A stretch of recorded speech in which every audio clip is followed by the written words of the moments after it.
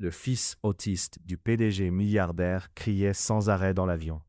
Mais l'hôtesse de l'air fit l'impensable et il tomba éperdument amoureux. Le fils autiste du PDG milliardaire ne cessait de hurler dans l'avion. Les passagers devenaient impatients. Certains levaient les yeux au ciel, d'autres murmuraient des commentaires cruels.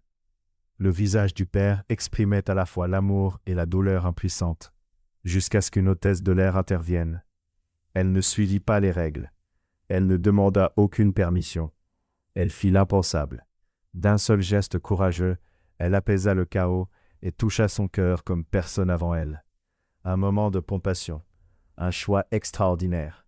Et à cet instant, le PDG milliardaire ne la regarda plus simplement comme une hôtesse de l'air, mais comme la femme qui changea tout.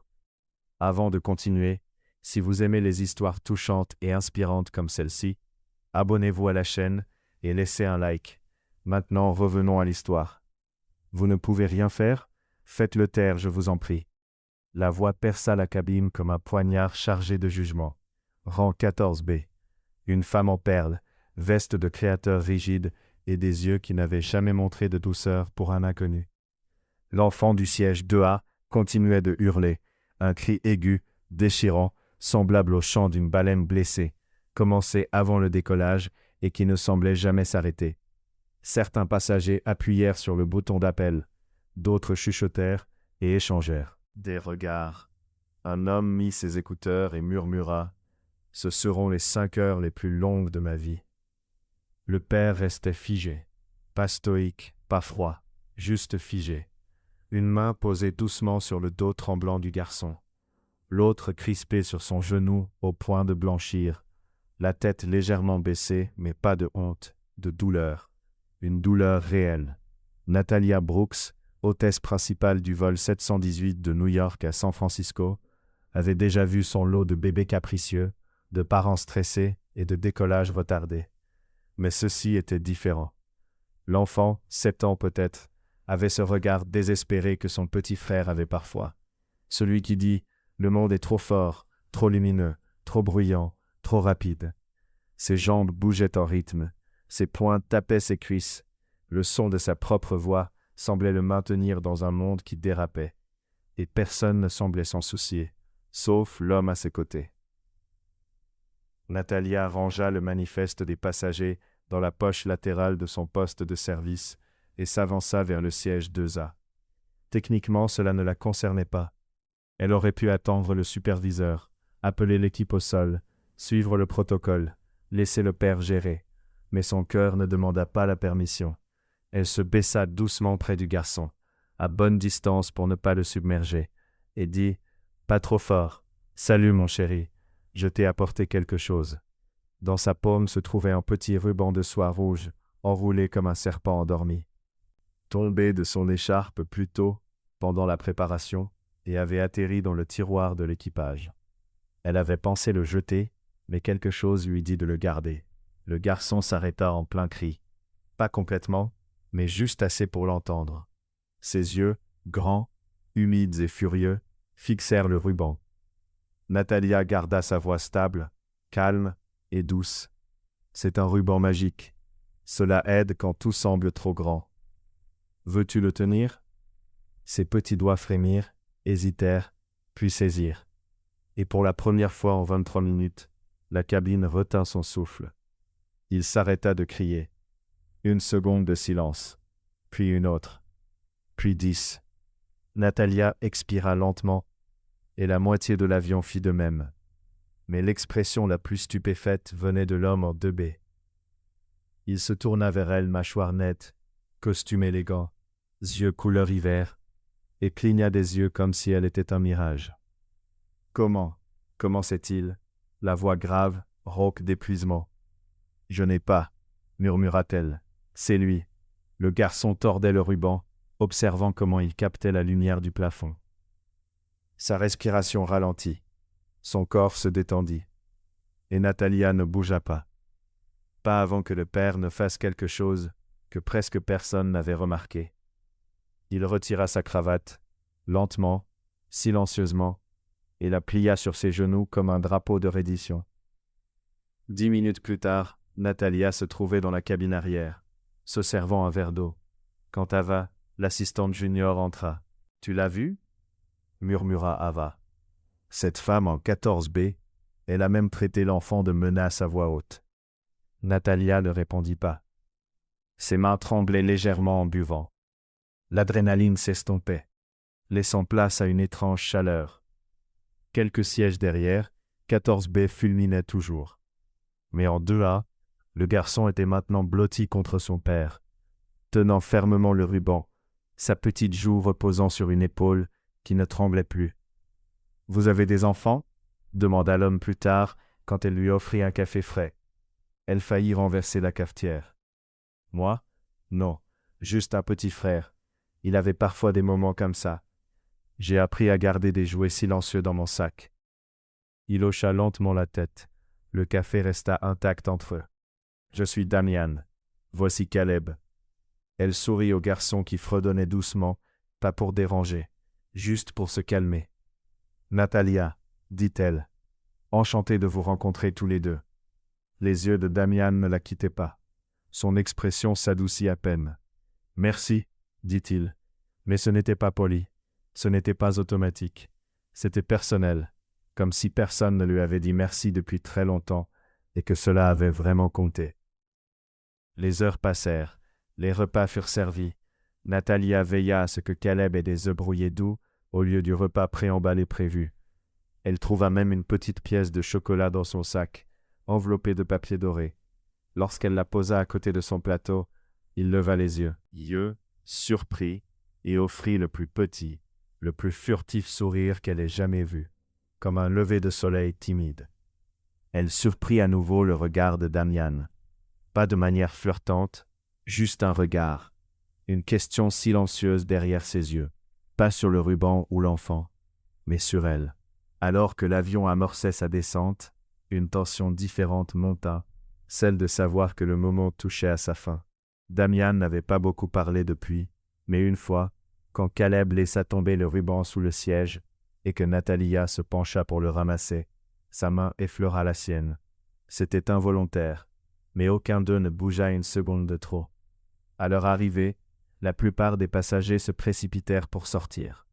Le va-et-vient habituel des bagages, le soulagement, les téléphones qui bourdonnaient. Natalia se tenait à la sortie, aidant aux au revoir. Et là, il était. Damian Vaughan, milliardaire, PDG, légende de la tech, célèbre pour ses coups d'éclat en conseil d'administration et ses interviews personnelles inexistantes, portant maintenant un garçon endormi, avec un ruban rouge, délicatement attaché à son poignet. Il s'arrêta avant de franchir la porte. « J'aimerais vous remercier comme il se doit, » murmura-t-il, la voix basse. « C'est mon travail, » répondit-elle avec légèreté, mais sa main serra un peu plus fort le chariot de service. « Je ne parle pas du travail de stewardess. » Puis il plongea la main dans son manteau et lui tendit quelque chose. De visite, mais un petit écrin de velours rouge. Elle l'ouvrit après qu'ils eurent quitté l'aéroport. À l'intérieur, un mot, à la femme qui m'a vraiment vu. Si jamais vous êtes à San Francisco, je vous dois un dîner, et bien plus qu'un simple merci. Damian Vaughan. Natalia resta longtemps figée devant ce mot. Mais ce qui lui coupa le souffle se trouvait sous le papier, un deuxième ruban rouge, un souvenir, pas celui attaché au poignet de Caleb. Avant de quitter l'aéroport, il avait doucement remis le ruban original au poignet de Caleb, comme un message, un début. 3 jours plus tard, Natalia se tenait dans la salle de repos du centre JFK, serrant le petit écrin de velours, avec son ruban souvenir, comme un secret bien gardé. Elle n'en avait parlé à personne, ni à Ava, ni à sa colocataire, ni même à sa mère, qui aurait explosé en théorie allant de « il est amoureux de toi » à « il fait partie d'une famille royale européenne secrète ». C'était plus simple de faire comme si rien ne s'était passé. Plus simple jusqu'à maintenant. Mademoiselle Brooks, se retourna-t-elle, un homme grand et plus âgé, en costume charbon, se tenait dans l'encadrement de la porte, tenant une enveloppe blanche impeccable. « Vous êtes demandé. Monsieur Damian Vaughan souhaiterait vous voir. Il est dans le salon First Class. » Les opérations avaient déjà validé son entrée en tant qu'invité sur demande. Et un superviseur du lounge devait l'accompagner. Natalia cligna des yeux. Il a dit que vous comprendriez. Elle ne comprit pas. Pas du tout. 20 minutes plus tard, elle était là, franchissant les portes en verre dépoli du lounge principal, où le personnel en uniforme n'avait pas le droit de traîner, à moins d'être en service. Les regards se tournèrent vers elle, mais elle les ignora. Puis elle le vit. Damian Vaughan, debout près de la baie vitrée, costume noir sur mesure, sans cravate, manches légèrement retroussées, une élégance si naturelle qu'elle en devenait théâtrale. Mais ce fut son sourire en la voyant qui la laissa sans voix. « Vous êtes venu ?» Elle croisa les bras. Pas froide, simplement prudente. « Vous avez pris l'avion juste pour me voir ?» « Non, » répondit-il avec assurance. « J'étais ici pour des réunions. Vous étiez simplement en tête de ma liste. » C'est alors qu'elle remarqua le garçon. Caleb, assis tranquillement à une table au fond, casque sur les oreilles, coloriant un doux croquis d'arbre. Au poignet, le ruban de soie rouge original. Le tout premier que Natalia lui avait offert dans l'avion. Natalia retint son souffle. « Il l'a gardé, » murmura-t-elle doucement. « Il en a besoin, » répondit Damen. « Il n'a pas passé un seul jour sans. Il dort même avec, posé à côté de son oreiller. » Elle resta un instant sans voix. Pourtant, quelque chose en elle changea, comme si une frontière invisible entre le passé et le présent venait d'être franchie. Il fit un geste vers une table isolée. « Déjeuner ? Ça me semble un peu trop comme Cendrillon. » Il sourit de nouveau. Cette fois, c'était vrai. Cendrillon devait partir à minuit. « Vous pouvez partir quand vous voulez. » Elle céda. 15 minutes plus tard, ils étaient assis devant des pâtes légères et du thé. Caleb, à proximité, l'observait parfois avec une confiance timide et sincère. « Que fait votre entreprise ?» demanda-t-elle. « Intelligence artificielle, principalement des logiciels pour les entreprises. Pas très romantique. Moi, je travaille dans un tube d'aluminium à 30 000 pieds du sol, entouré de bébés qui pleurent et de ginger ale renversés. » Il sourit, amusé. « Vous ne rendez pas ce style de vie moins attrayant. » Un rire bas, surpris, échappa à Damen, et pour un instant, il n'était ni PDG ni hôtesse de l'air, juste deux personnes partageant un déjeuner. Puis son téléphone vibra. Il le consulta, la mâchoire se crispa. « Excusez-moi » murmura-t-il en s'éloignant pour répondre, laissant l'écran visible une fraction de seconde. Le cœur de Natalia fit un bond. Victoria Vaughan, appel entrant. Ce nom résonna en elle comme une alarme incendie. Ex-femme, ancienne associée, connue pour sa grâce glaciale, son esprit juridique tranchant et sa réputation de mépris pour quiconque n'était pas né pour le pouvoir. Damen revint quelques instants plus tard, le visage impassible. « Désolé pour ça. »« Votre femme ?» demanda Natalia, essayant de rester neutre. « X, elle porte toujours ton nom. Elle s'est battue pour le garder. » Désormais lointain. Pas autant pour garder Caleb. Le silence s'installa. Seul le léger tintement du crayon de Caleb sur la table le brisait. La poitrine de Natalia se serra. « Je suis désolé, dit-elle. » Il la regarda. « Ne le sois pas, il va mieux ainsi. » L'air devint plus lourd. Natalia tendit instinctivement la main, sans toucher la sienne, juste assez proche pour offrir un geste silencieux. Ce n'est sûrement pas facile, être à la fois père et forteresse. Il esquissa un demi-sourire, triste mais reconnaissant. Puis, juste au moment où la tension s'adoucissait, la voix de Caleb retentit. « Elle est jolie. » Damen et Natalia se retournèrent. Le garçon la fixait avec une sincérité totale. « Elle sent la cannelle. »« J'aime la cannelle. » Natalia éclata de rire, surprise. Damen s'étouffa avec son thé. « Eh bien, dit-elle, les joues roses, tu viens de rendre ma semaine entière meilleure. » Caleb hocha solennellement la tête, puis retourna à son dessin. Et soudain, la lourdeur s'était fissurée. Une chaleur légère s'était glissée dans l'air. Après le déjeuner, Alors qu'ils se séparaient près de la sortie du salon, Damen hésita. « Je sais que c'est soudain, mais j'aimerais vous revoir. »« Vous êtes PDG milliardaire, dit-elle. »« Je sers des bretzels à 30 000 pieds, répondit-elle. »« Et vous avez plus d'intelligence émotionnelle que la moitié de mon équipe de direction. » Natalia ne sourit pas. « Pas encore. Je ne sors pas avec les passagers, dit-elle doucement. De prendre les vols commerciaux. Ce n'est pas ce que je voulais dire. Il s'avança, baissant la voix. Ce n'est pas qu'une question de romance. C'est à propos de Caleb. Tu l'as atteint. Tu comptes pour lui. Elle regarda le garçon, puis l'homme. Son cœur battait plus fort que toute sa discipline. J'y réfléchirai, murmura-t-elle, avant de se détourner et de s'éloigner. Mais en passant devant le mur miroir, elle ne manqua pas un détail. Une femme grande, en trench-coat crème, lunettes noires, visage glacial.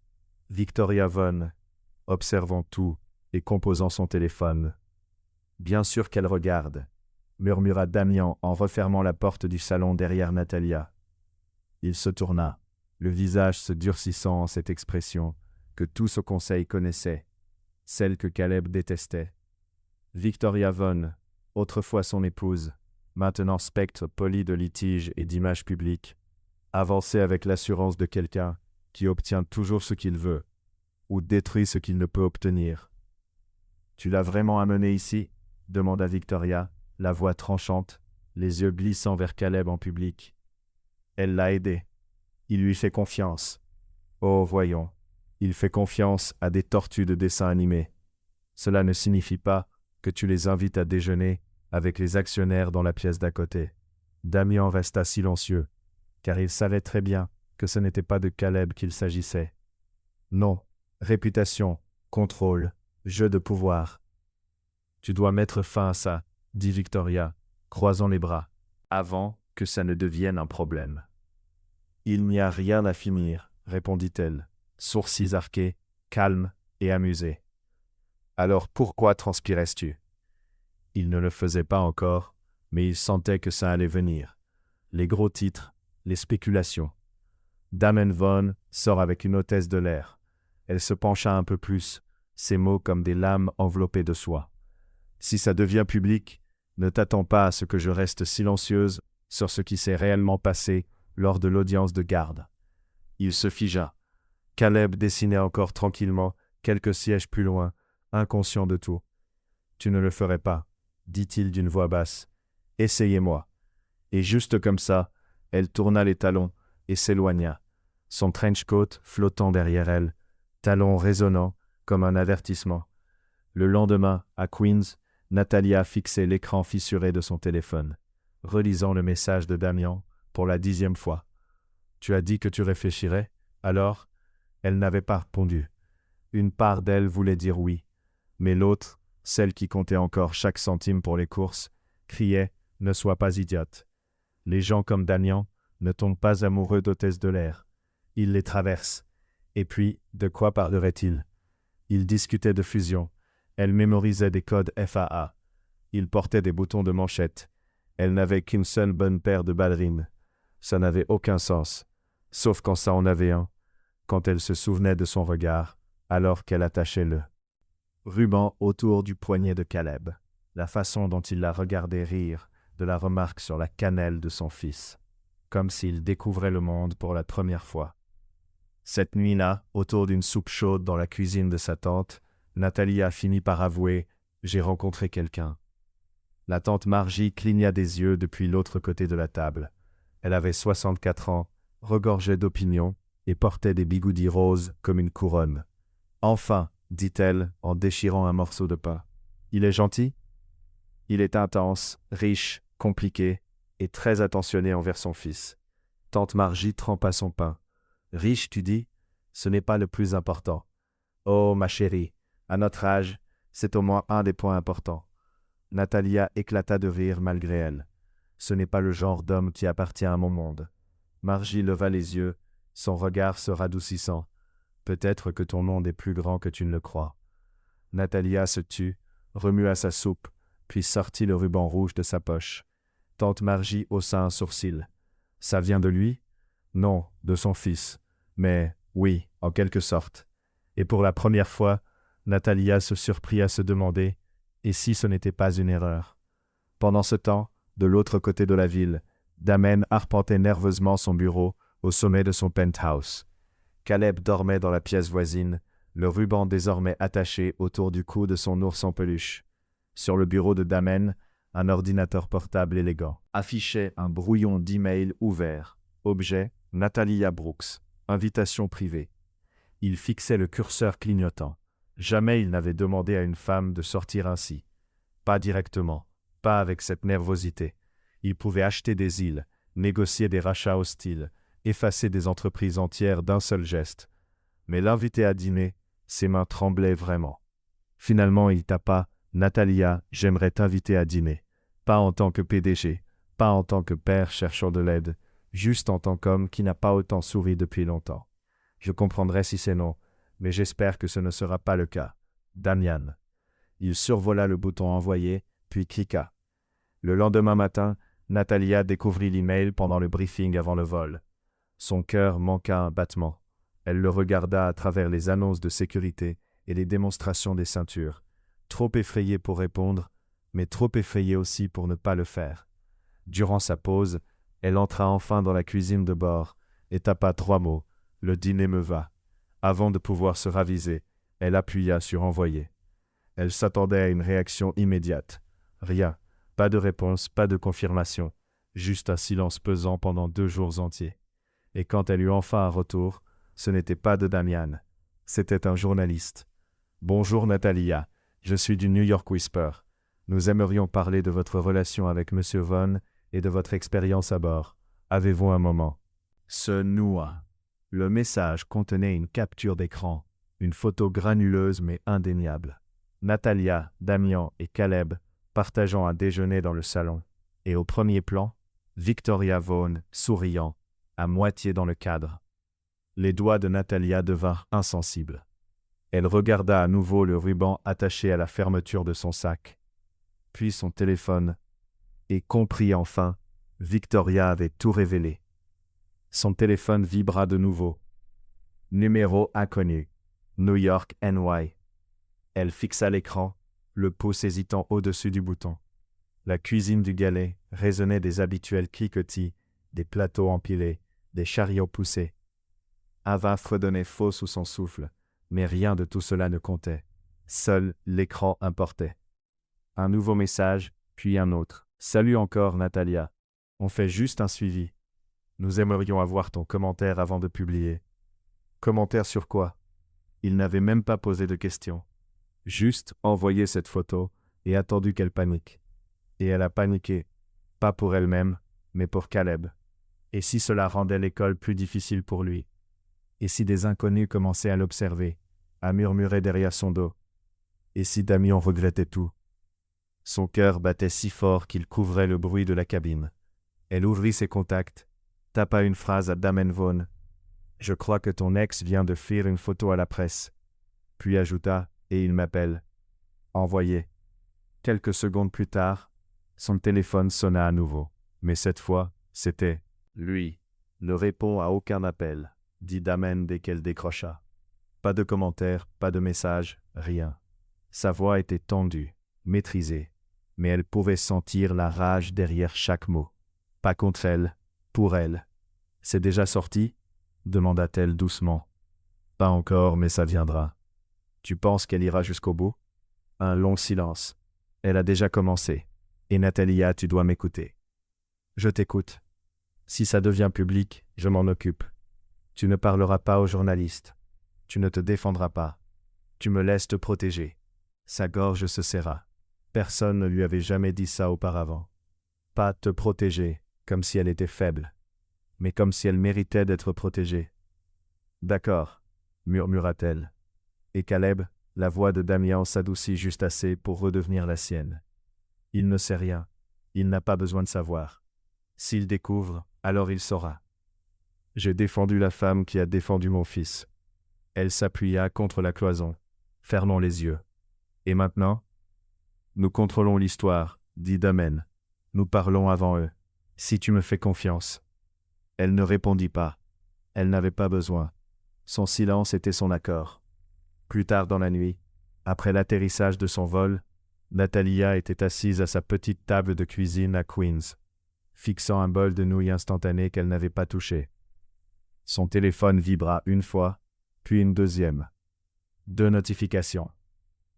Le premier était un message de Damen. « Vaughn, j'ai envoyé quelque chose dans ta boîte. Lis avant de dormir. » L'autre, un email avec pour objet « Projet de déclaration ». C'était l'équipe juridique de Damian. Elle l'ouvrit lentement, incertaine de ce qu'elle attendait.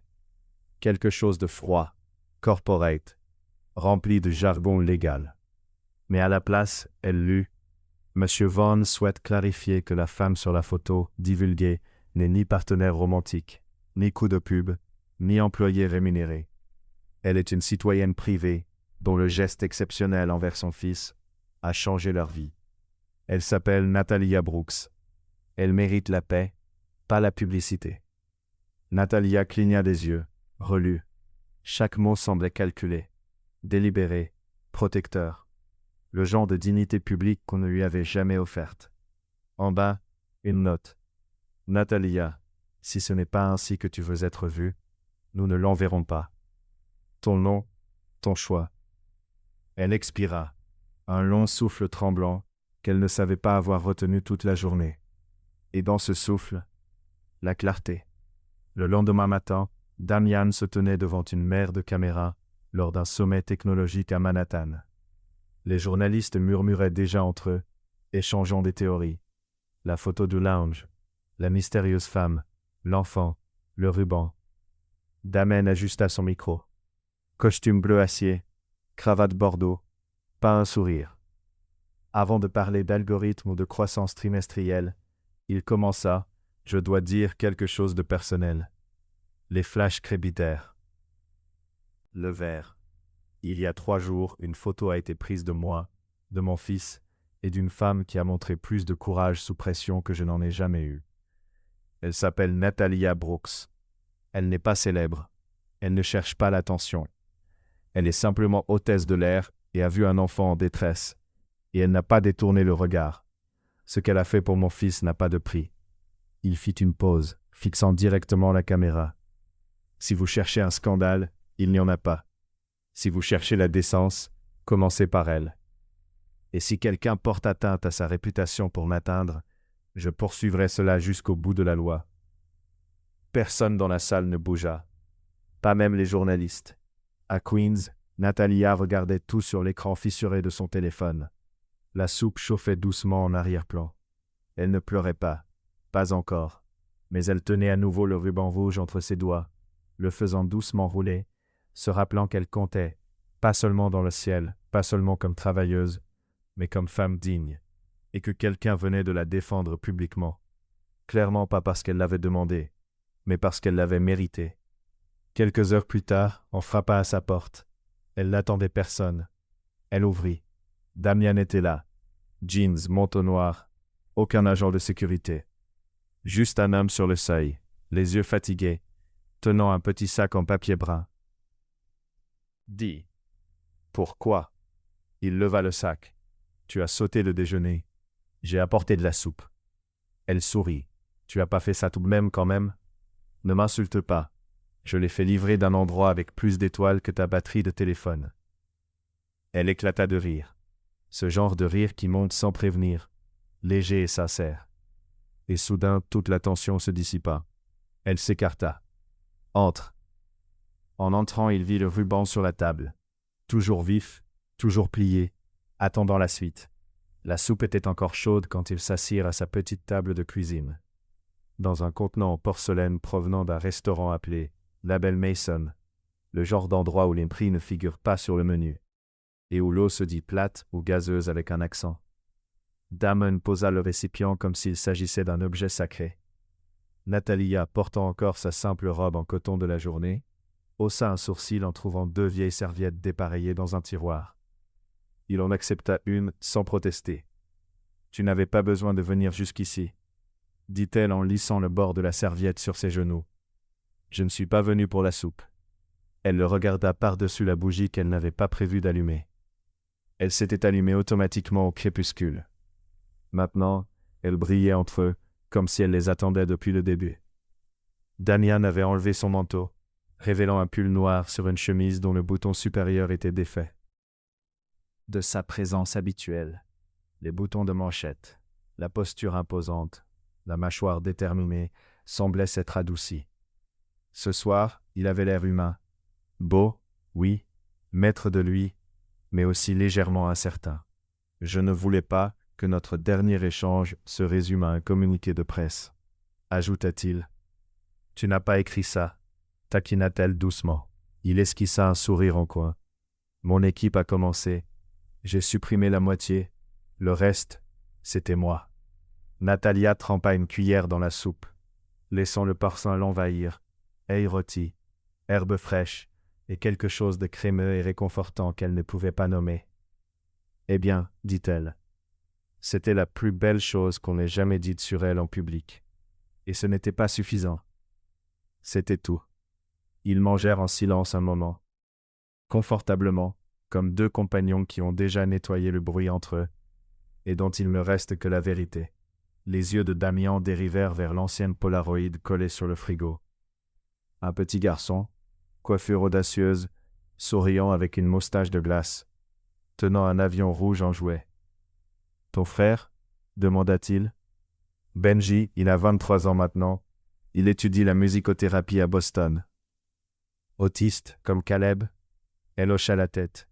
« Pas exactement. Aucun enfant ne l'est. Mais oui, cette photo, il venait juste de passer sa première coupe de cheveux sans pleurer.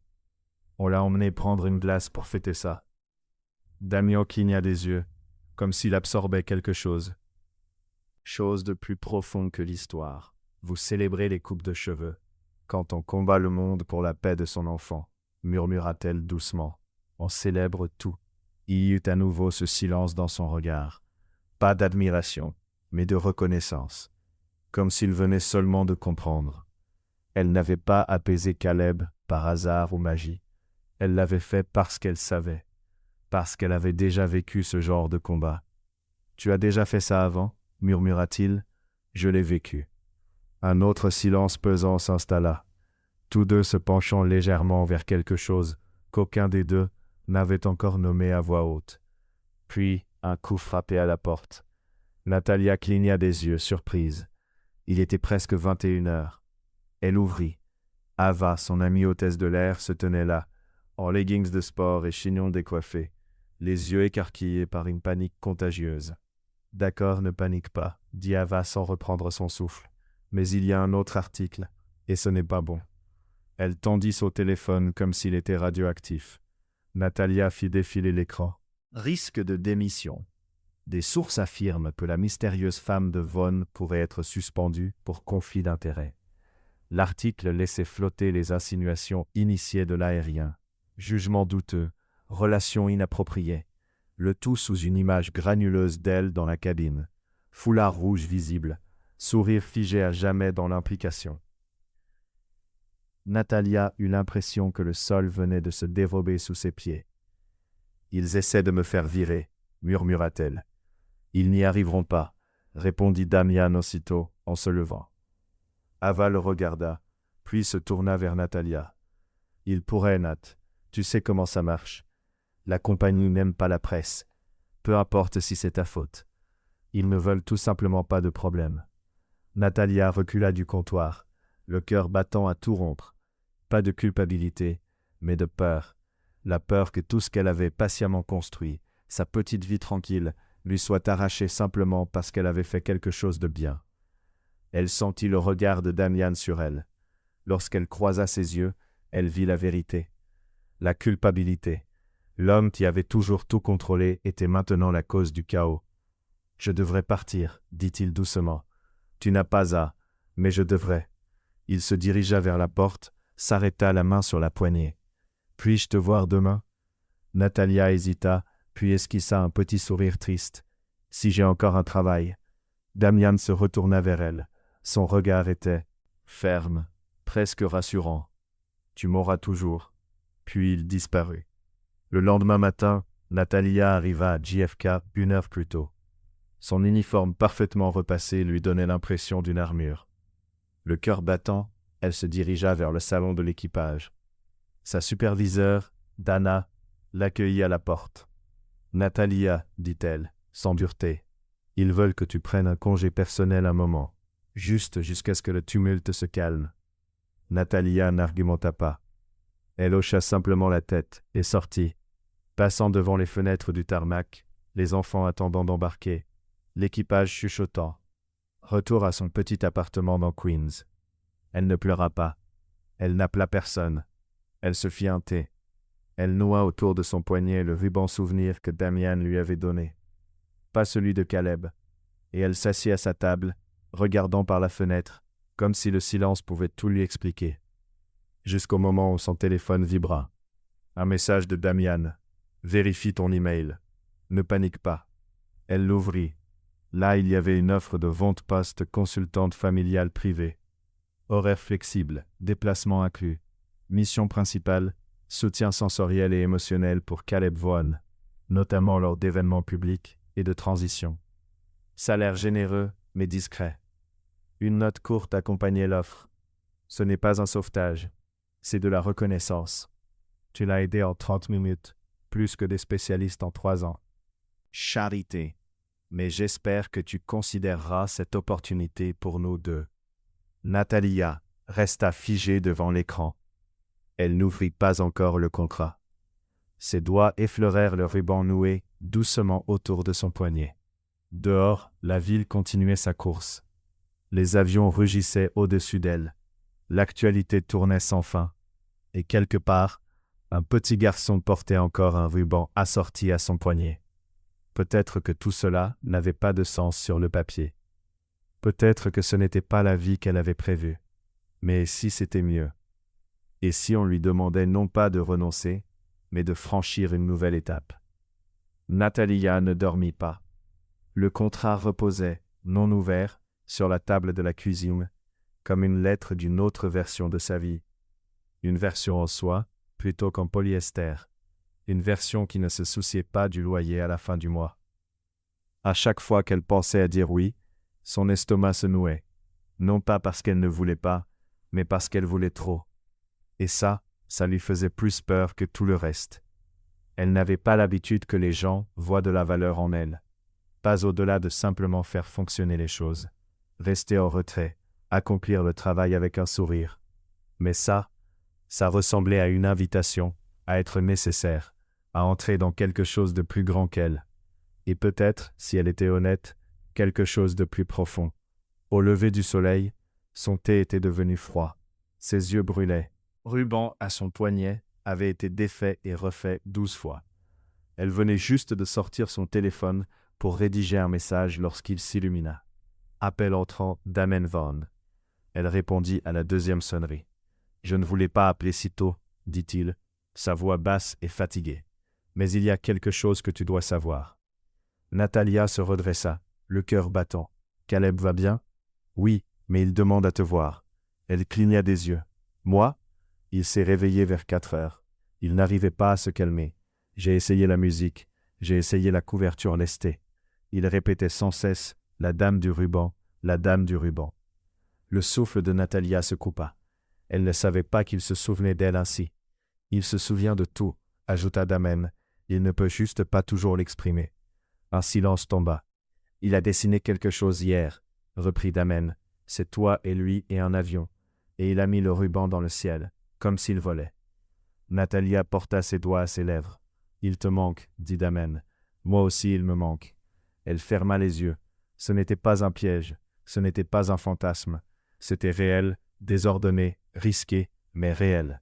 Et une part d'elle, celle qui avait appris à célébrer les coupes de cheveux, les trajets en train et les bruits doux, était prête. « Je viendrai, dit-elle, mais pas pour le travail. » La voix de Damen était calme. « D'accord, je viendrai pour lui. Ensuite, je te retrouverai à la voiture dans 20 minutes. » Pas flashy, juste un luxe discret. Lignes élégantes et intérieures au parfum de cèdre et de retenue. Damen attendait dehors, manteau charbon sur les épaules, thermos à la main. T'es à la menthe, dit-il en lui tendant, sourire hésitant. J'ai pensé que tu serais fatigué. Natalia accepta, stupéfaite. Personne n'avait jamais pensé à son matin avant. Ils roulèrent en silence au début, la ville à peine réveillée, qui s'étirait et clignait. En traversant Tribeca, Natalia se tourna enfin vers lui. Tu sais que ça fait de moi une cible, non? Si je pénètre dans ta vie. Damien ne tressaillit pas. Alors je pénétrerai dans la tienne. On se complétera. Tu dis ça comme si c'était facile. Je dis ça comme si ça en valait la peine. Elle détourna le regard, la vapeur du thé se collant à la vitre. Il n'insista pas. Cela aussi était nouveau. Caleb l'attendait dans le penthouse, assis en tailleur dans son pyjama. Le ruban rouge était toujours autour de son poignet, comme un insigne d'honneur. Lorsqu'il la vit, son visage s'illumina. Pas bruyamment, pas en criant ou en courant, juste dans ses yeux. Un sourire si large et pur qu'il fissura son cœur, là où elle ne savait même pas qu'il était fermé. « Dame du ruban », murmura-t-il. Natalia s'accroupit. « Salut mon cœur. » Il tendit un petit dessin des bonhommes bâtons, aux yeux brillants et aux membres irréguliers. Un grand ruban rouge s'arc-boutait comme un arc-en-ciel au-dessus de leur tête. « C'est toi, » dit-il en pointant du doigt. Le ciel, silencieux. Elle éclata de rire et effleura doucement sa main. « Toi aussi tu m'as manqué. » Damien l'observait depuis le couloir. Silencieux, immobile, complètement déstabilisé. Ils passèrent la matinée à résoudre des puzzles. Caleb préférait ceux avec des animaux, surtout les créatures marines. Natalia lui montra un nouveau truc avec les pièces d'angle, et lui apprit à fredonner comme une raie. Elle n'était pas sûre que ce soit exact, mais le voir rire la fit continuer. Vers midi, Damen entra avec des sandwichs au fromage grillé et des fruits frais. Natalia cligna des yeux. « Tu as cuisiné ?»« Assemblé, corrigea-t-il. Si ça demande plus de 4 ingrédients, j'appelle des renforts. » Ils s'assirent tous les trois par terre. Pas de salle à manger, pas de couvert. Juste 3 personnes mangeant sur des assiettes en papier, regardant une baleine animée à la télévision. Et pour un instant, cela ressembla à une vraie vie. Pas empruntée, pas mise en scène, mais construite. Après le déjeuner, alors que Caleb se blottissait sous une couverture lourde pour son temps calme, Damien l'accompagna jusqu'à l'ascenseur. Elle s'attendait à un merci maladroit ou à une étreinte hésitante. À la place, il dit « Je ne t'ai pas proposé ce poste pour l'image ou les relations publiques. Je l'ai proposé parce que je n'ai jamais vu quelqu'un lui faire confiance aussi vite. » Elle ne répondit pas, elle n'accepta pas, elle ne refusa pas. Il la regarda, sans masque de BDG, sans charme froid. « Si tu entres dans nos vies, ce ne sera pas comme employé. Ce sera en étant toi-même, quelqu'un que j'admire, quelqu'un qui est déjà une famille pour lui. » La gorge de Natalia se serra. « Et toi ?» Il n'hésita pas. « Je crois que je t'ai aimé dès que tu n'as pas reculé face à son cri. » L'ascenseur fit un ding. « Ce n'est pas de l'amour, » murmura-t-elle à peine. « Non, acquiesça-t-il, et c'est comme ça que ça a commencé. » Elle entra dans l'ascenseur, les yeux rivés au sien, juste avant que les portes ne se referment. Il dit une dernière chose. Victoria sait pour l'offre d'emploi. Elle ne restera pas silencieuse. Et c'est là que Natalia comprit. Ce n'était pas terminé. 3 jours passèrent. 3 jours étrangement doux et silencieux. Natalia n'avait pas officiellement accepté le poste, mais elle n'était pas non plus revenue à la compagnie aérienne. Elle flottait dans cet espace fragile, entre 2 mondes, où tout était possible. Chaque matin, Caleb l'appelait. Sans mots au début, juste son souffle. Parfois un fredonnement, parfois le bruit des crayons sur le papier. Natalia ne raccrochait jamais.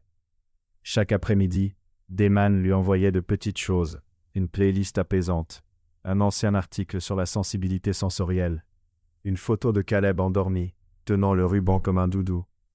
Et chaque nuit, elle se retrouvait à sa table de cuisine, contrat ouvert, fixant la même ligne. Cette offre reconnaît l'expertise émotionnelle, au-delà de l'éducation formelle. La compassion est une qualification. Ses mains restaient suspendues au-dessus du clavier, mais elle n'écrivit sa réponse que le 4e matin. Tout commença par un appel. Pas de Damian, mais de Clara, sa superviseure à la compagnie aérienne. Salut ma chérie. Je voulais que tu saches quelque chose avant que tu l'entendes ailleurs. Natalia se cramponna au comptoir. Quoi encore? Quelqu'un a envoyé anonymement au RH la liste de tes publications sur les réseaux sociaux. Rien de grave, mais suffisamment pour qu'il te considère comme une possible source de distraction. Je n'ai même pas de réseaux sociaux. Exactement, ils l'ont dit aussi. Ce qui rend la situation encore plus étrange. Comment ça? Ils pensent que tu caches quelque chose. La compagnie aérienne avait été effrayée par les retombées après la fuite.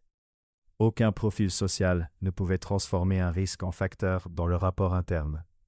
Le cœur de Natalia se serra. Clara soupira. Écoute, je ne devrais pas le dire, mais nous savons tous qui est derrière ça. Victoria. Natalia ne prononça pas son nom à voix haute. Elle n'en avait pas besoin. 1 heure plus tard, Damien appela. Pas de petite discussion cette fois. Pas de chaleur. Juste une phrase, froide et sèche. Elle a déposé une requête. Natalia s'assit. Quelle sorte de requête? Garde partielle. Elle prétend que j'ai créé un environnement instable, en impliquant Caleb avec quelqu'un qui n'a pas de formation médicale. Le monde sembla basculer sous les pieds de Natalia. Vous parlez de moi? Elle te peint comme imprudente, opportuniste, et ton interdiction temporaire à l'aéroport prouve que tu es imprévisible. Je n'ai rien fait de mal. Je sais, mais peu importe, n'est-ce pas? Ça comptera, dit-il d'une voix ferme. Je ne la laisserai pas te démolir pour m'atteindre. Natalia resta silencieuse. Elle regarda l'écran fissuré de son téléphone, ses chaises de cuisine achetées en friperie. Le ruban maintenant rangé en toute sécurité dans la poche de son manteau. C'est trop. Je n'ai pas été faite pour ce genre de guerre. Tu es plus forte que tu ne le crois. Ça ne veut pas dire que je veux me battre. Alors ne te bats pas pour moi, dit-il. Batte-toi pour lui. Ces mots la figèrent. Elle voyait encore le visage de Caleb dans son esprit, cette joie innocente quand il avait dit « Tu rends le ciel silencieux ». Soudain, sa peur n'avait plus d'importance. Seule comptait la certitude qu'il ne perdrait jamais ce silence à nouveau. Cette nuit-là, Damian l'invita dans un brownstone de l'Upper East Side. Ni le sien, ni celui de l'entreprise. Un lieu neutre. Il ouvrit lui-même la porte. Pas de personnel, pas de sécurité, juste lui, et des bougies, vacillant doucement sur une table dressée pour deux. « Je voulais que tu aies une soirée, dit-il. Ce n'était pas une question de garde ou de contrat. » Natalia entra lentement. « Voilà ce que tu appelles décontracté ?» Il haussa les épaules. « Vienne de Caleb. Il a dit que tu aimais la lumière douce. » Elle cligna des yeux. « Il a dit qu'il a dessiné une image, qu'il a pointé les lumières, que tes yeux ne font pas mal quand c'est doux. » Sa gorge se noua. « Il voit tout, » murmura-t-elle. « Moi aussi, » répondit Damien. « C'est pour ça que je te demande de ne pas t'éloigner. Je ne veux pas.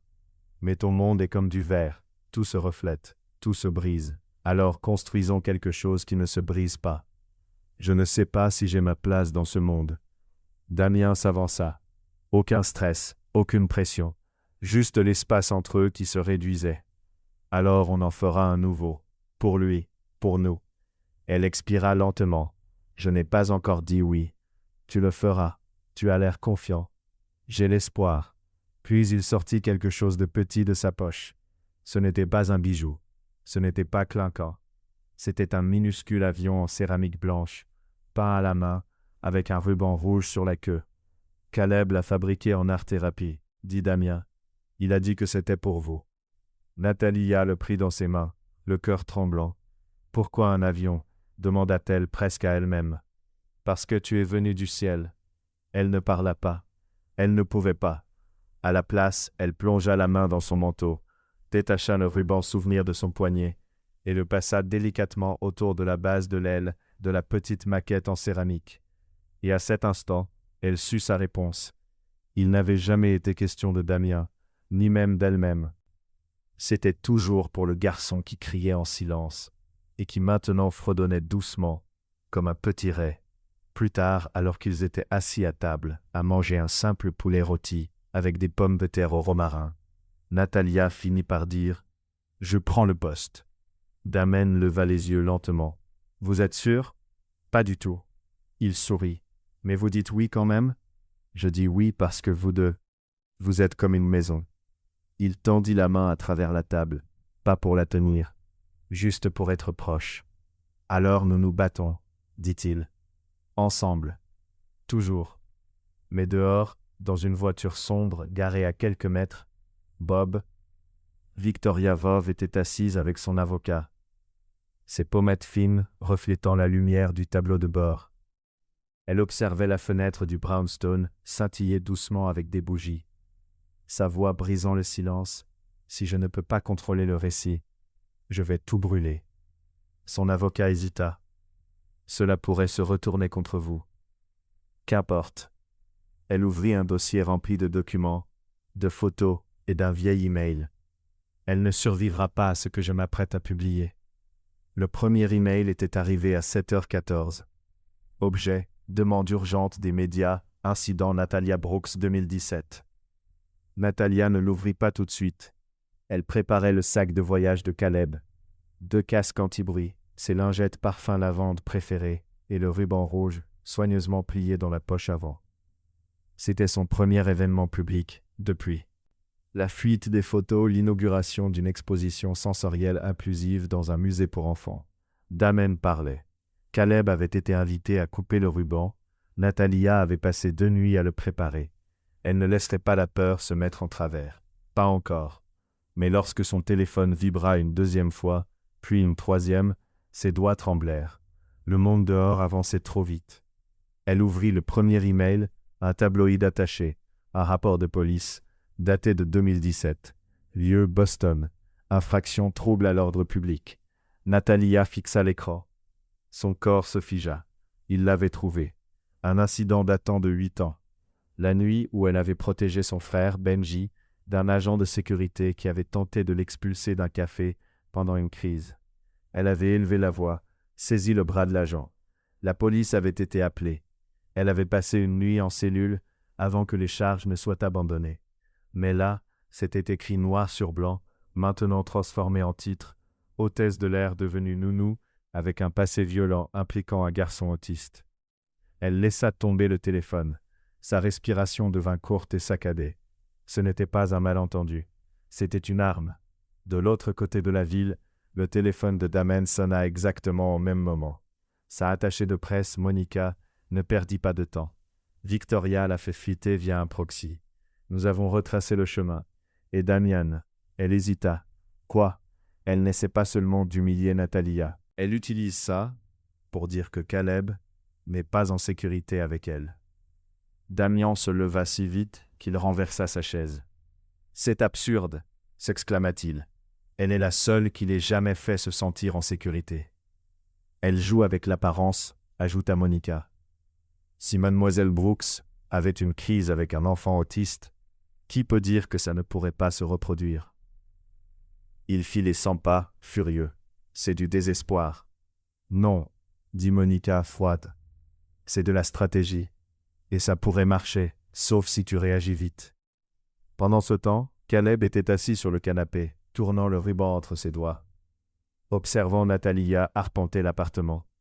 Elle ne pleurait pas. Elle ne criait pas. Elle semblait juste perdue. « Tu ne lui as pas dit, » murmura une petite voix. Natalia se tourna. Caleb ne la regardait pas, juste le sol. « Tu ne lui as pas dit la vérité. » Elle s'agenouilla à côté de lui. « Non, je ne l'ai pas fait. » Il resta silencieux un moment, puis tendit le ruban. « Tu peux encore l'attacher, » murmura Natalia. « Quoi? Il n'est pas cassé, » dit Caleb doucement. « Il s'est juste défait. » Et comme ça, le poids s'allégea un peu. Elle tendit la main et refit délicatement le nœud autour de son poignet. « Tu avais raison, mon grand. » Elle se redressa. Il était temps de dire la vérité. 20 minutes plus tard, la voiture de Damien s'arrêta devant son immeuble. Elle monta sans un mot. Damien était déjà à l'intérieur. Se referma. Natalia, c'est vrai, l'interrompit-elle. Tout. J'avais 20 ans. Mon frère avait une crise en public. Un agent de sécurité l'a saisi trop fort. Je l'ai poussé. La police est venue. J'ai passé la nuit en cellule. Les charges ont été levées le lendemain. Elle soutint son regard. Je ne te l'ai pas dit parce que j'avais honte. Pas de ce que j'ai fait, mais du fait que j'ai dû le faire. Damian ne broncha pas. Tu as protégé ton frère. Et maintenant je pourrais perdre mon travail. Et tu pourrais perdre Caleb. Pas question. Tu ne peux pas contrôler ce qu'elle. Non, dit-il ferme. Mais je peux contrôler la façon dont je me tiens à tes côtés. Il sortit son téléphone et tapa rapidement quelque chose. Que fais-tu? Une conférence de presse? Non. Elle attrapa son poignet. Plus de déclarations. Plus de riposte par les gros titres. Je ne veux plus jouer à son jeu. Alors que veux-tu? Elle le regarda. Vraiment. Laisse-moi parler. Laisse-moi dire la vérité. Face à la caméra. Sans PR, sans script. Juste moi. Damian hésita. Ils t'interpréteront mal. Ils le font déjà. Le lendemain après-midi, Natalia se tenait derrière un micro, dans une salle calme, remplie seulement de 5 journalistes et d'une caméra pour le direct. Une conférence limitée, organisée pour réduire le bruit et contrôler le cadre. Pas de lumières éblouissantes, pas de notes préparées, juste elle. Elle portait sa blouse d'airline. Autour du cou, un hommage silencieux à qui elle avait toujours été. Il y a une histoire qui circule, commença-t-elle, la voix ferme mais tremblante de tension, sur quelque chose qui s'est passé à Boston en 2017. Et comme personne ne me le demande, j'ai pensé offrir la version que personne d'autre n'a. Elle prit une profonde inspiration. Mon frère est autiste. À l'époque, nous n'avons pas les moyens de payer des thérapies privées, ni d'avoir des amis compréhensifs. Un jour, dans un café, il a été submergé, a commencé à pleurer, à se balancer. Un agent a essayé de le traîner dehors. Je lui ai dit d'arrêter. Il n'a pas écouté. J'ai paniqué. Je l'ai poussé. Elle leva les yeux. Je le referai. Un journaliste cligna des yeux. Personne ne parla. Les accusations furent abandonnées, car la ville comprit ce qui s'était réellement passé. Mais l'expérience resta gravée, pas parce qu'elle avait été embarrassée, mais parce qu'elle avait compris ce que des enfants comme son frère et Caleb affrontaient dans ce monde. Sa voix se brisa. Ils n'ont pas besoin de pitié ni de silence. Ils ont besoin de gens qui s'asseyent avec eux dans le chaos et disent « Tu es en sécurité. Je ne pars pas. » Ses mains tremblaient maintenant, mais ses mots étaient sûrs, précis. Je ne suis pas là pour être une héroïne. Je ne cherche pas à gravir une échelle. Je veux juste être quelqu'un sur qui Caleb peut compter. Car aucun enfant ne devrait être traité comme un fardeau. Monde ne le comprend pas. Elle fit une pause. Si ça me disqualifie d'être près de lui, alors peut-être posons-nous les mauvaises questions. La salle resta silencieuse. Puis une personne applaudit, puis une autre. Plus tard, dans le couloir, Damian la retrouva, les yeux rouges mais le sourire fier. C'était le plus courageux que j'ai jamais vu. Natalia se blottit contre lui, non pas pour les applaudissements, mais pour un instant de repos. Mais ce qu'aucun d'eux ne vit, c'est que la vidéo était déjà en train de devenir virale. Loin en ville, dans une cuisine en marbre, Victoria Vaughn fixait l'image avec stupeur, pour la première fois depuis des années. Elle perdait le contrôle du récit. Le musée était encore fermé au public lorsqu'ils arrivèrent. Il était tôt, juste après 8 heures, et une fine pluie printanière tapotait doucement sur les verrières de la nouvelle aile sensorielle du musée de la découverte pour enfants. Les lumières étaient tamisées, la musique douce et l'odeur de peinture fraîche se mêlaient à un parfum chaud et herbacé, comme la lavande. C'était la journée de Caleb. Pas de journalistes, pas de public, juste 10 invités triés sur le volet, et une visite matinale avant l'ouverture officielle de l'exposition. Damian devait prendre la parole. Caleb couperait le ruban. Et Natalia, elle était là simplement pour marcher à ses côtés, présence constante et silencieuse. Elle portait son petit sac de voyage sur l'épaule, rempli de ses objets préférés. Tactile, une petite couverture lestée et le ruban rouge soigneusement plié dans la poche avant. Caleb était calme, fredonnant légèrement en franchissant l'entrée de la galerie. Ses nouvelles baskets bleues crissaient doucement sur le sol, et ses doigts effleuraient les murs, comme pour vérifier que le monde était réel. « Je crois qu'il se régule, » murmura Natalia, en passant devant un mur d'eau apaisant. « C'est bon, non ?» demanda Damian. « C'est tout. » La salle sensorielle s'ouvrit comme un rêve. Les murs baignaient dans des tons doux de bleu et de vert, et des lumières mouvantes dansaient au plafond comme des étoiles dans l'eau. Des tapis moelleux, des coussins lumineux, des stations tactiles avec velours, riz et mousse. Une structure invisible guidait doucement les enfants d'une expérience à l'autre, tout en leur laissant le choix de leurs mouvements. Caleb n'hésita pas. Il marcha droit vers un tunnel de rubans suspendus, les traversa comme un poisson qui glisse lentement dans l'eau, et réapparut de l'autre côté, un sourire aux lèvres. « Il n'a jamais fait ça avant, » murmura Damian. Natalia le regarda, intriguée. « Quoi ? Aller dans un endroit nouveau, sans se figer. D'habitude, il reste près de la porte, observe, attend. Aujourd'hui, il est juste allé. » Ils observèrent Caleb sauter légèrement sur une plateforme rembourrée, touchant les lumières projetées avec fascination. Il ne semblait pas nerveux, ne jetait pas un coup d'œil à Damian pour chercher un appui. Puis quelque chose attira son regard. Chose se produisit. Caleb se retourna, marcha vers Natalia et tendit la main vers elle. Pas pour se stabiliser, pas par peur. Il voulait simplement partager ce moment. Elle se figea et le laissa faire. Sa petite main glissa dans la sienne, chaude et confiante. « Il me fait confiance, » murmura-t-elle. « Il t'aime, » dit doucement Damian. Elle se tourna vers lui. Dans ses yeux, il n'y avait aucune hésitation. Il ne parlait pas seulement de Caleb. Après que le ruban ait été coupé, une fine bande de tissu bleu pastel, les invités se rassemblèrent dans une salle communautaire calme pour une petite réception. Juste du jus, des sandwichs et des pommes saupoudrées de sucre à la cannelle. Caleb s'assit sur un pouf dans un coin, dessinant avec un crayon marron au dos du programme. Son dessin était irrégulier, mais plein de joie. Des bonhommes aux yeux grands ouverts, une maison aux fenêtres rondes, un ciel rempli d'étoiles. « C'est moi, » dit-il soudain en pointant du doigt. « Et ça, c'est elle. » Damian se pencha pour regarder. Natalia avait des cheveux bouclés et un ruban rouge autour du poignet. Il n'y avait pas de caméra, mais une coordinatrice du musée, une femme douce aux lunettes épaisses et à la tresse grise, s'approcha avec des mains délicates. « Cela vous dérangerait-il si nous prenions une photo de Caleb avec son dessin ? Juste pour les archives de l'exposition.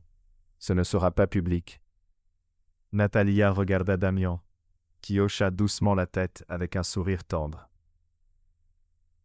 De Caleb qui déposa le dessin sur ses genoux. Puis il lui tendit l'avion en céramique qu'il avait fabriqué pour elle, celui avec le ruban rouge attaché à la queue. Elle tint les deux objets sur ses genoux, pendant que l'appareil photo cliquait une fois, un moment silencieux, parfait, capturé uniquement pour eux. À midi, la pluie s'était arrêtée. Le soleil perçait les nuages comme un enfant timide derrière des rideaux. Sur la terrasse calme du musée, Caleb éclaboussait dans les flaques avec ses bottes de pluie. Natalia et Damian marchaient lentement derrière lui, mains dans les poches, sans vraiment se toucher. « Il dormira bien ce soir, » dit-elle, observant Caleb s'amuser. « Moi aussi, » répondit Damian. « Tu es différent ces jours-ci. » « Différent comment ? » « Moins d'armure, moins de murs, » dit-elle en marquant une pause. Peut-être que c'est ce qui arrive quand on fait enfin confiance à la personne qui marche à tes côtés. Elle esquissa un sourire, puis s'arrêta. Il s'arrêta aussi. Elle se tourna vers lui, le cœur plein. « J'ai réfléchi. Dangereux, » le taquina-t-il doucement. « À ce que ça signifie d'aimer quelqu'un comme ça, » continua-t-elle. « Pas le genre conte de fées, pas la ruée dramatique, mais le vrai genre. Celui où je resterai avec toi dans le bruit. Le seul genre qui dure. » Natalia leva les yeux vers lui. Le soleil caressait son visage. « Je crois que je commence à tomber amoureuse de toi. » Il ne cligna pas des yeux. « ne parla pas tout de suite. Puis, avec une douceur infinie, écarta une mèche humide de sa joue. Le baiser qui suivit n'était ni urgent ni bruyant. Il était lent, posé, comme si tous deux s'étaient déjà embrassés à travers leurs gestes depuis des semaines. Ce baiser n'était que la ponctuation parfaite. Quand ils se détachèrent l'un de l'autre, Natalia posa son front contre le sien. « Ça valait la peine d'attendre, » murmura-t-elle. « Toi aussi. » De retour au penthouse, Caleb s'était recroquevillé sur le canapé, sa peluche tortue coincée sous un bras, un petit coussin sous les genoux. Natalia s'assit à côté de lui tendant son cahier de coloriage et un marqueur rouge. « Tu sais ce qu'a été aujourd'hui ?» demanda-t-elle. Caleb secoua la tête, les yeux lourds de fatigue. « Une bonne journée, dit-elle doucement. Une journée où ton cerveau s'est senti en sécurité. » Il ne répondit pas. Il plongea simplement la main dans sa poche, en sortit le ruban rouge et le noua lentement autour de la patte de sa tortue. 2 boucles, un nœud soigneux. « Ce n'est pas cassé, » chuchota-t-il. « Ça c'est juste défait. » Natalia cligna des yeux. « Qu'est-ce que le ciel ?» Il leva les yeux. « C'est réparé maintenant. » Elle étouffa un sanglot, embrassa son front et murmura « C'est vrai. » Dans une autre partie de la ville, Victoria Vaughn se tenait devant la fenêtre de son condo au mur de verre, surplombant la ville qu'elle avait autrefois dirigée, clignotant avec indifférence sous le soleil. Son assistante flottait près d'elle. La réaction au discours de Natalia est toujours tendance. « Je sais. Et le règlement ?» Victoria porta le verre de vin à ses lèvres. « Je le signe. »« Tu cèdes ?» Elle ne répondit pas tout de suite, se contentant de fixer un arrêt sur image des vidéos du musée. Natalia, tenant la main de Caleb, le ruban flottant légèrement dans la brise. « Elle ne s'est pas battue contre moi, » murmura Victoria. « Elle a aimé plus fort que je n'ai haï. » Elle détourna le regard de l'écran. « C'est ainsi que j'ai perdu. » Et dans le silence qui suivit, il n'y eut ni applaudissements, ni gros titres. Juste le son discret du pouvoir qui changeait pour de bon. Natalia n'avait jamais amené quelqu'un chez elle ainsi. Pas chez tante Margie à Queens, avec son nain de jardin de travers, l'odeur de lavande et d'oignons frits, et le panneau béni au-dessus du four qui avait déjà pris feu lors d'une urgence avec un rôti. Mais aujourd'hui, il ne s'agissait pas de perfection. Il s'agissait d'appartenance. La porte s'ouvrit avant même qu'il ne frappe. « Tu l'as amené ?» murmura tante Margie. Et lui, Caleb se tenait sur le pas de la porte, en sweat à capuche dinosaure, tenant une boîte de pommes à la cannelle. Damen portait un bouquet d'hortensias bleues, le visage sérieux. Natalia sourit nerveusement. « Voici tante Margie. »« Margie, voici Caleb et Damien. » Margie regarda le garçon, ses yeux se radoucissant. « Tu aimes la cannelle ?» demanda-t-elle. Caleb hocha la tête solennellement.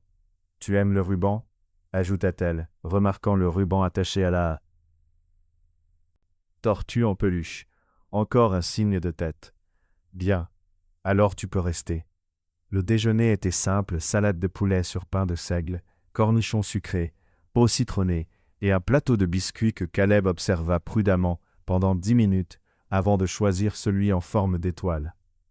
Il s'assit près de Margie sur le canapé, dessinant sur une serviette pendant qu'elle lui montrait des photos de son ancien jardin. « Qu'est-ce que c'est ?» demanda Caleb en pointant une photo fanée. « C'est un lilas. Il sentait le paradis et attirait les abeilles. Une d'elles m'a piqué en 1989. C'est là que j'ai commencé à porter des pantalons. » Caleb gloussa, un petit rire rond, rare. Natalia se figea, surprise. Damien aussi. Caleb ne remarqua même pas. Il continua à rire, alors que Margie lui montrait ses photos. Je racontais des histoires absurdes sur les cigognes et les fleurs de lune. Il rit, murmura Damen. Il est en sécurité, répondit Natalia. Et à ce moment-là, la maison ne semblait ni petite, ni dépareillée, ni modeste. Elle ressemblait à un vrai chez moi. Plus tard, pendant que Caleb faisait la sieste dans la chambre d'amis avec sa tortue blottie sous le menton, Natalia et Damian étaient assis sur le porche arrière, sirotant un thé glacé et écoutant le faible bourdonnement de la tondeuse du voisin. « Il a demandé à venir aujourd'hui, » dit Damen d'une voix douce. « Il a fait ça? Il m'a dit qu'il voulait voir la famille de la dame du ruban. Il a dit, peut-être que... Sa maison a aussi des lumières douces. » Natalia sourit en regardant son verre. « C'est le plus beau compliment qu'on m'ait jamais fait. » Damian se pencha vers elle. « Tu sais, ça pourrait être plus si tu le veux. » Elle le regarda pas surprise, juste présente. Plus qu'un futur fictif. Pas seulement moi qui t'emploie, pas seulement faire partie du système de soutien de Caleb. Il prit une profonde inspiration. « Je veux construire quelque chose avec toi. Pas vite, pas pour montrer, mais réel. Je veux nous. » Elle ne répondit pas tout de suite. La brise fit danser une mèche de ses cheveux. « Tout ça, ça semble réel, » murmura-t-elle. « Mais je dois être sûr que ce n'est pas juste un soulagement, que nous ne tenons pas simplement parce que nous avons survécu à quelque chose de difficile. J'ai déjà laissé tout le reste derrière moi, dit-il. Mais pas toi. » Natalia plongea la main dans son sac, en sortit son ruban souvenir et le fit glisser lentement entre ses doigts. « Alors ne nous précipitons pas. Vivons simplement. » Il hocha la tête, et pour la première fois, il n'y eut aucune tension entre eux, aucune question suspendue. Juste le moment présent. Ils retournèrent au salon et trouvèrent Caleb et tante Margie plongés dans une conversation sérieuse sur le jus de lune et la possibilité que les grenouilles portent des pantalons. Les pieds de Caleb étaient posés sur le repose-pied, totalement détendus. « Il l'aime bien, » dit Natalia. « Elle est terrifiante. » « Bien sûr qu'il l'aime. » Margie leva les yeux. « Il a dit que j'étais plus gentil que toi. » Damien haussa les épaules. Il n'a pas tort. Ils restèrent jusqu'au coucher du soleil, assez longtemps pour que Caleb construise un fort pour sa tortue, avec des coussins, et exige que tante Margie en soit la dormeuse. Quand ils partirent enfin, Margie serra Natalia dans ses bras. « Tu mérites ça, » murmura-t-elle. « Ne tarde pas autant à y croire. » Cette nuit-là, de retour dans l'appartement de Damien, Caleb dormait déjà lorsque Natalia sortit sur le balcon. La skyline scintillait, silencieuse et ouverte. Damen la rejoignit avec 2 mugs de thé. Il demanda si le ruban pouvait rester sur sa tortue pour toujours. « Bien sûr, » répondit-elle. « C'est comme ça que je sais qu'elle est réelle. » Les yeux de Natalia piquaient, pas avec le chagrin, mais avec la gratitude. Elle se tourna vers Damien. « Ça ne ressemble pas à la fin d'une histoire, » dit-elle, « parce que ce n'en est pas une. Ça ressemble au début d'une histoire que nous n'avions pas pensé pouvoir vivre. » Il sourit, puis, doucement, sortit de sa poche un petit objet et le lui tendit. Le ruban, neuf, encore rouge, mais différent. Cette fois, c'était le sien, avec son nom brodé sur le bord. « Il est à toi, » dit-il, « pour les jours où tu oublies que tu comptes. Je ne pense pas que j'oublierai à nouveau. » Pourtant, elle le serra contre sa poitrine. Sous le ciel doux de la ville, avec le garçon endormi à l'intérieur et l'homme à ses côtés. Natalia se permit enfin de croire qu'elle n'était pas de passage dans l'histoire de quelqu'un d'autre. Elle vivait enfin la sienne. L'aéroport lui sembla différent cette fois.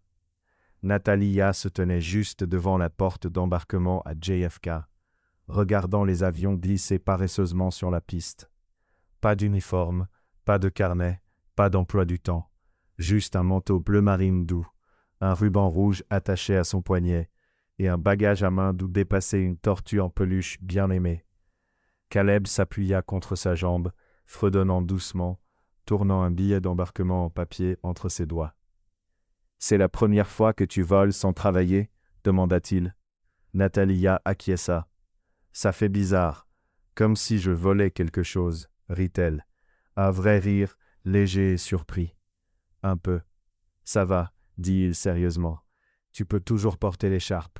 Ça ne veut pas dire que tu travailles, ça veut dire que tu es toi. » Elle baissa les yeux vers lui, son cœur se gonfla de douceur. « Je crois que tu as raison. »« J'ai toujours raison, » murmura-t-il, avant d'ajouter « C'est ce que Margie dit. » Il se dirigeait vers San Francisco, juste un week-end, un voyage en famille.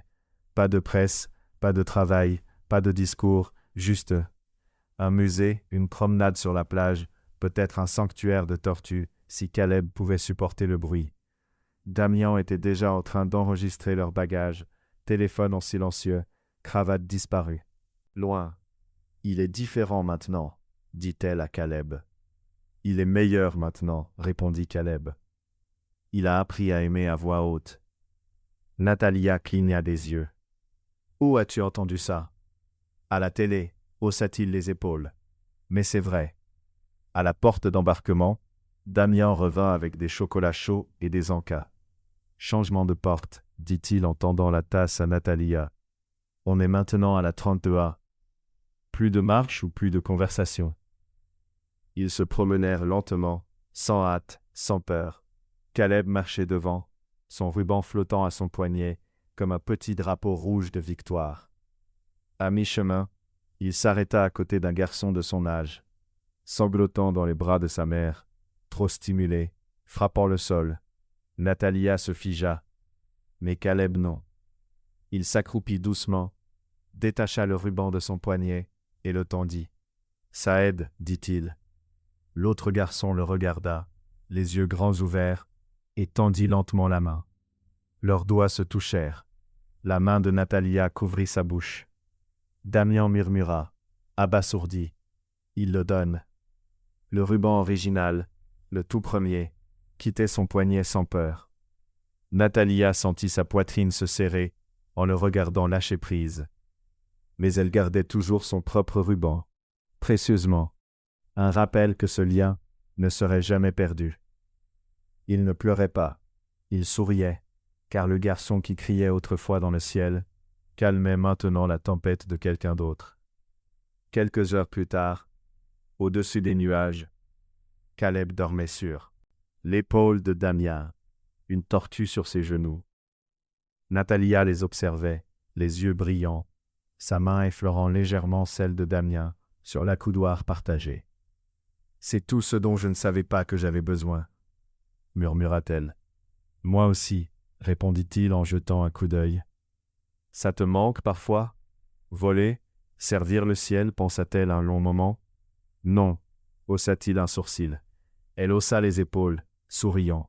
« On n'a pas besoin de voler pour être libre. » Damian se pencha, toucha sa main. « Alors restons libres, ensemble. » Le reste du vol se déroula dans des conversations douces, des collations partagées, et Caleb fredonnant parfois le thème des dents de la mer à voix basse, juste pour les déstabiliser un peu. À l'atterrissage, le soleil commençait à se coucher sur le Pacifique.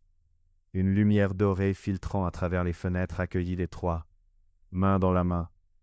Pas dans un conte de fées, pas dans un rêve irréel, mais dans quelque chose de bien plus rare. Une histoire vraie, sans rien à prouver. Juste quelque chose à construire ensemble. Quelques mois plus tard, de retour à New York, un petit colis arriva pour Natalia, sans expéditeur.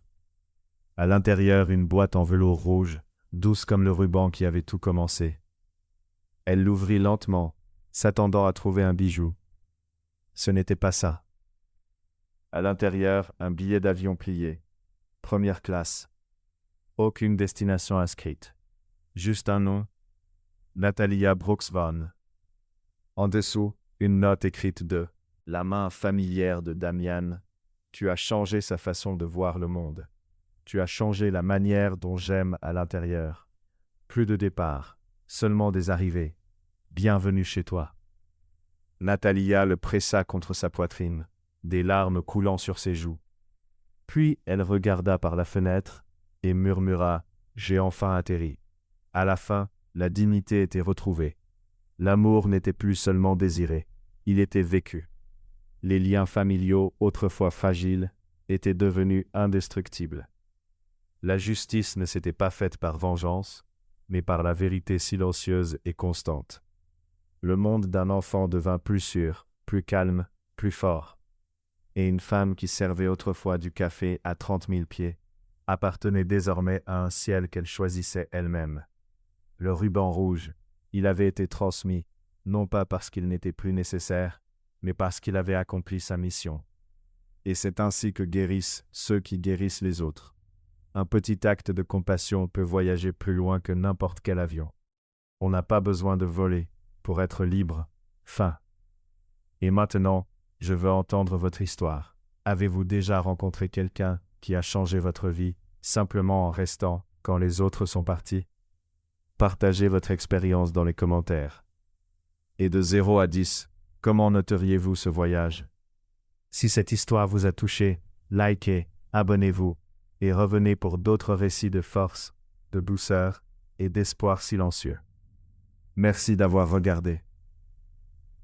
Histoire.